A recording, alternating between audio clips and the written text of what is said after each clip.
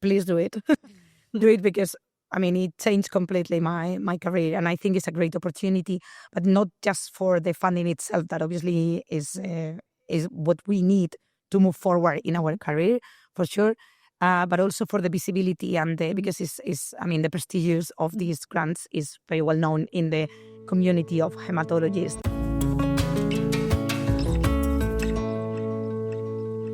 Welcome to EHA Unplugged, the official podcast channels of the European Hematology Association, EHA. I am your host, Isabel Olivera, and today we have the pleasure to have with us Dr. Ana Río-Machín. Welcome. Thank you very much for having me. So, Dr. Ana Río-Machín is a PI at the Hematology Experimental Lab Autónoma de Madrid, and she's also an honorary lecturer at the Center for Hemato-Oncology at the Barts Cancer Institute in the Queen's Mary University of London. Her research aims to improve the understanding and management of familial AML, acute myeloid leukemia, and focuses on exploring germline mutations in families with AML. Dr. Río-Machín's work was supported by an EHA Junior Research Grant. Her results have been recently published, and we will be discussing them today. So we will start by analyzing why she's studying familial AML, then why she has focused on a certain translocation and what the consequences of this translocation are and how they activate key leukemia genes. And finally, we will see how this is clinically relevant at the moment. So let's start by the basis. Looking at the big picture, why work in familial AML? Thank you. There are two big groups of acute myeloid leukemia, the sporadic cases, but we are always forgetting about the familial cases that are the ones where we are inherited a mutation that can cause the disease. So this was recognized very recently by the WHO classification of myeloid neoplasms. So before 2015, even if we knew that there were some aggregation in families, nothing was really done for the diagnostic of these families. We were investigating in new genes that could be like causing this predisposition to acute myeloid leukemia and other myeloid neoplasms. So we considered that it was really, really relevant to look into these families, identify the genetic cause of these, especially at the point of the transplantation, because so far we know that the cure of these patients is the transplantation. The best donor is normally a familiar or a relative of these patients. But if the relative has also the germline variant, the recipient will develop the disease again. So this is what we call donor-derived leukemia, and it's really aggressive. So we need to avoid that. So we need to understand the genetics behind familial cases. But then my work also focuses on the sporadic disease. So I have two main lines of research of my research. One focuses on familial cases, but the other is in a sporadic disease. Like, for example, this rare subtype that is the patients with the chromosomal translocation between chromosome 6 and chromosome 9. So this translocation between chromosome 6 and 9, you say this is sporadic, it's not familial. It's not familial. So this creates a fusion protein. What are the consequences of this fusion protein? What does it do? That was exactly what we wanted to understand with this project, because it is a recognized subtype, is again in the myeloid classification by WHO.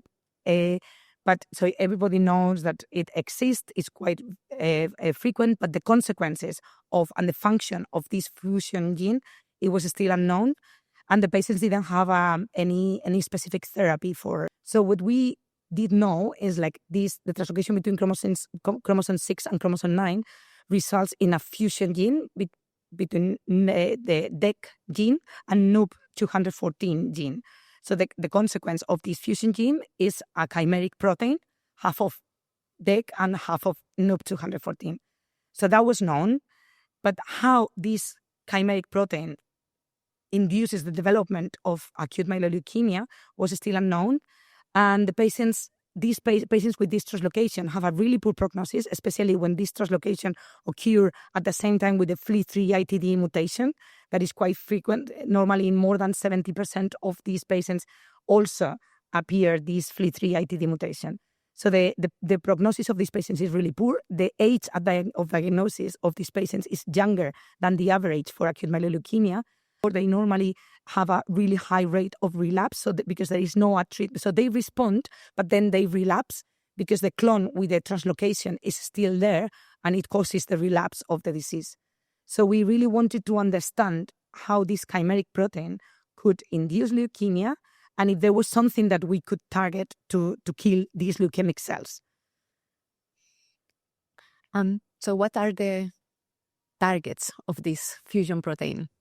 So the main finding of our project, and that we are really proud of, is like we found that DECNUB214 acts as a transcription factor.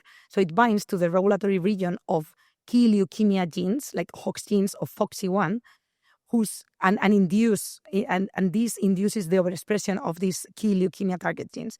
So then what we know is the overexpression of FOXY1 or Hox genes induces leukemia. So this is already known because there are genes overexpressed in other subtypes of leukemia. But what we identified was what was causing this overexpression. That was the binding of DECNUB214 to the regulatory regions.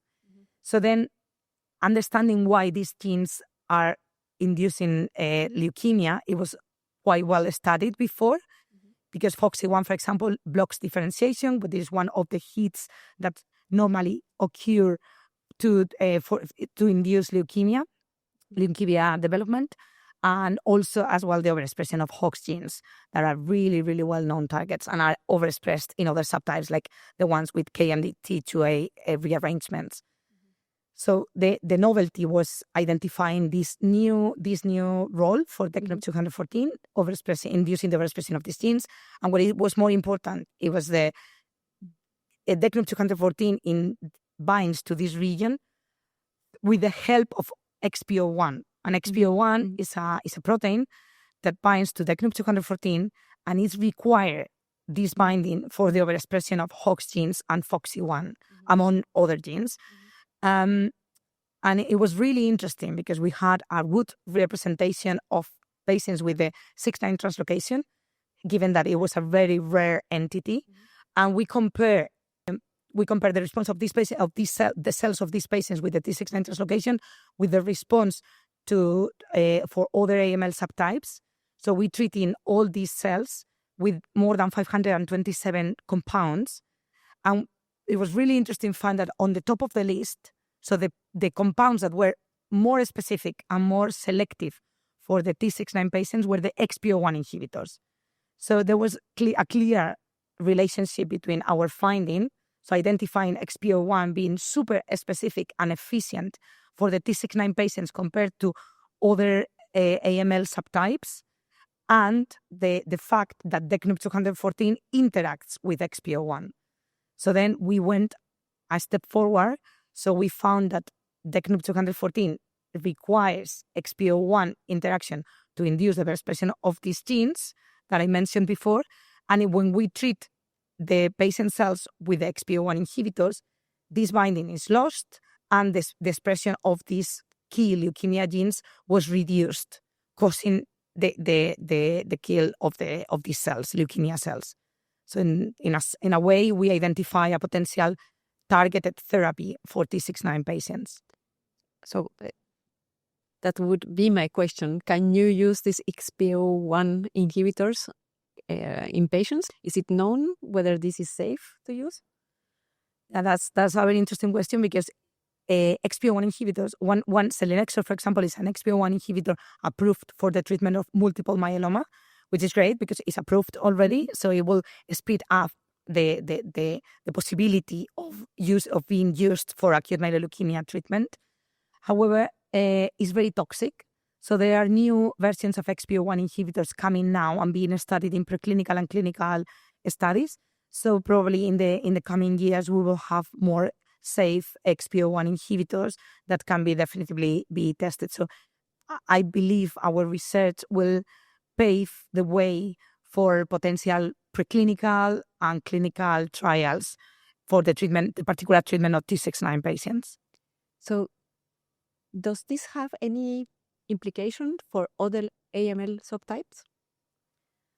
That's very interesting as well, and this is actually has been studied before because Hox genes are overexpressed in so many other subtypes. So in those subtypes, the role of XPO1 involved in the regulation of these genes is being currently studied by other groups. So it seems like XPO1, by the interaction through other factors, may have a role in the upregulation of these genes in other subtypes where these genes are also upregulated. So the particular use of XPO1 inhibitors is being currently studied for the treatment of other patients with the overexpression of XPO1 of Hox genes, like for example NPM1 mutated patients or MLL rearranged patients as well. So what are the next steps for this research? So definitely we need to expand this research in other models before starting a clinical trial. But there are still lots of questions from the molecular perspective that are still open. So I really want to understand how these two proteins interact through which domains, and if apart from the genes that we looked into, like Hox genes or FOXY1, as I mentioned before, if there are other key leukemia genes that are also regulated by the interaction of these two proteins, the chimeric protein and XPO1, that may have a role in leukemia, even if they've not been related to hematopoiesis or leukemia before, to identify other mechanisms that can explain this malignant transformation and how this subtype is very aggressive, as well as the interaction with FLT3-ITD mutation, because it's quite interesting that these patients with the T69 translocation also acquire the FLT3-ITD mutation in more than 70% of the cases. So it will be very interesting to see if there is any relationship between the fusion protein, FLT3-ITD, so if they have a role inside the cells, and if XPO1 is somehow involved in this.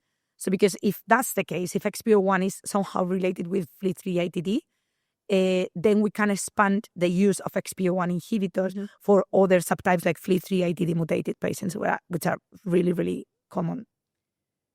So this project was funded thanks to a grant from EHA. Can you reflect on how this grant has helped your career? Yeah, I mean, I'm really, really grateful to the EHA because definitely getting this grant was a key turning point on my career. So it helped me so much to my independence. I was appointed as a lecturer when I got this fellowship because it was my first funding as a PI. So then I could establish my own research group at the Barts Cancer Institute in London.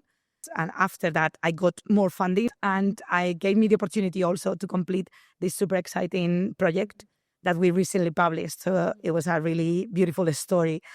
Now I moved my group to Madrid today, but keeping my relationship with London. So, but everything started with the EHA research grant. So I'm really, really grateful. So what would you tell young investigators that are thinking of applying for a young EHA grant? Please do it. Do it because, I mean, it changed completely my career, and I think it's a great opportunity, but not just for the funding itself, that obviously is what we need to move forward in our career, for sure, but also for the visibility and because it's the prestigious of these grants is very well known in the community of hematologists and researchers in hematology.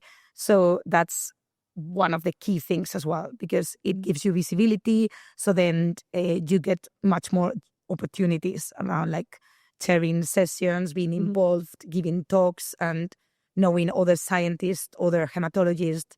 So it's like a fantastic opportunity. So please do it there. It's not only the junior one that is the one that I got, but there are more like the advanced, and also lots of opportunities for collaboration with among different groups.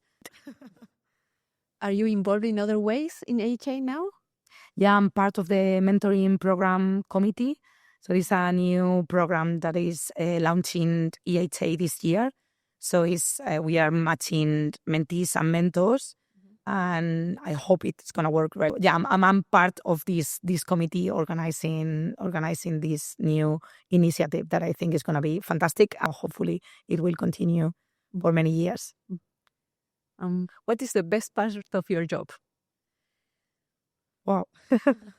But definitively, like knowing people doing research in hematology. So I think it's the part that I love the most, like seeing what others do and collaborating with other people.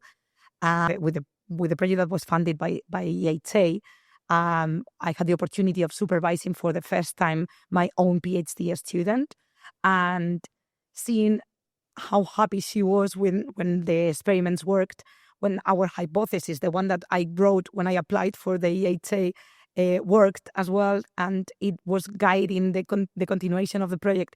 I think it was the most rewarding thing that I ever experienced.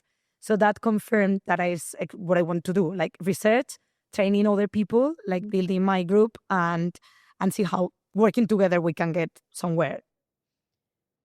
And what is more difficult in your job? Getting funding. Getting the funding. So yeah, definitely that's the most challenging part for every researcher. I mean, the future is in the collaborations, that's for sure. So I think we can't be experts of everything. So if we want to make research that changes the way in which we treat the patients, the way in which the patients are cured and managed, we definitely need to work together with including everything, no? Like artificial intelligence now, bioinformaticians, research and doing experiments hand-on in the lab, lots of people thinking, connecting, and talking, and doing brainstorming. So that's the future. So I think the funding will come through all these ways as well, that most of the funder bodies are also seeing that that's the way in which we should be working. So, yeah.